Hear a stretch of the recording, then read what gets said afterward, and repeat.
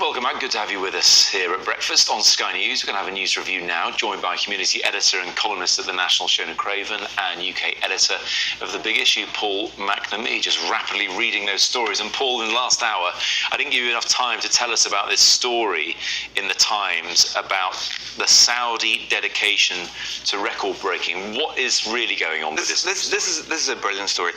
The Saudis, they have been trying to clean up their reputation as a repressive state with sport. We've seen it boxing, football, motor racing, and now they're doing it with record breaking. Okay. And it's not record breaking as perhaps, you know, the world's tallest man and so on. Apparently, Guinness World Records will come into your nation and they will say, okay, let's see what we can get a record out of. And through this, they are getting records into the Guinness Book of Records. Like what? Well, let me give you a couple of examples of in the last year, Saudi Arabia now has the smallest floating golf green in the world. That's 1 square metre. I did wonder who had that, to be honest. I'm going to give you a couple more because these are remarkable. Most supplements inserted into broadsheet newspapers in 1 minute. That's 10. Okay. Oh, that's a real one. These Wow. are most text messages received in 1 hour, 19,469. There is, although these are ludicrous, there's a serious point because apparently Guinness World Records has got a consultancy arm that will go into other states to do this. It's done it in Turkmenistan, which is also obviously an authoritarian place. And one of their records that they have had Guinness authenticate is the most fountain pools in a public place. Unbelievable. Shona, you got the best story in the world today on Spag Bol. What is it? Well, it's quite a sad story. So the Daily Star are leading with Mamma Mia, national pride takes another knock as roast dinner loses its title as #1 meal to Spag Bol. So this is based on some research by an egg company into the most popular meals for British families, and I find it quite sad when you look at the list, because this is clearly a financially inspired list. I don't think it's that Spag Bol has become more popular. I think it's just because it's cheaper than roast chicken. Easy to make.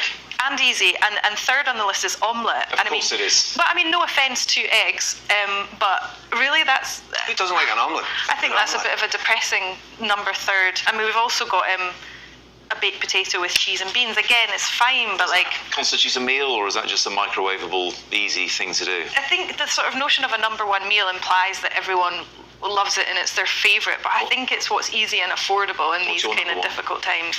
Oh, what's my #1? Possibly pizza. I don't really cook, so... Okay. Spag Bol's easy, trust me. Paul, let's talk about something a bit more serious. The roads upkeep. Worst in 5 years. Anybody who drives or cycles or just uses our highways will know potholes seem to be everywhere these days, and no hope of them going anywhere. Well, I mean, we know that local authorities have got less and less money to upkeep everything, and it looks like roads are one of the things that they can't get round to. According to this RAC analysis, just 4,144 miles of roads received any kind of treatment last year, and that's down almost half from 5 years before. And one of the other statistics that they found was that more than a third of councils, failed to carry out any road resurfacing work at all.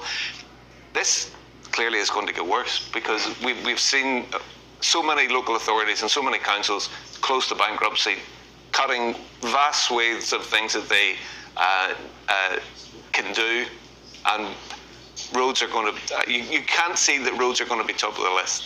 You can't, but it's really costly. I mean, we talk about the cost of making meals. I've replaced 4 tyres in a year on my car, hitting a pothole. I cycle. You hit a pothole when you're cycling, and it can be really... You need Rod Stewart.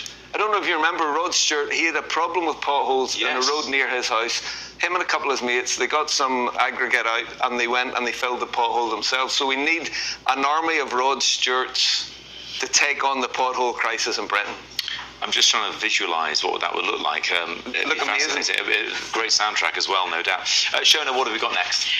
Well, 2 interesting stories compare and contrast. So The Guardian talks about 25 years on from the film Notting Hill being released, how it turbocharged the area's gentrification.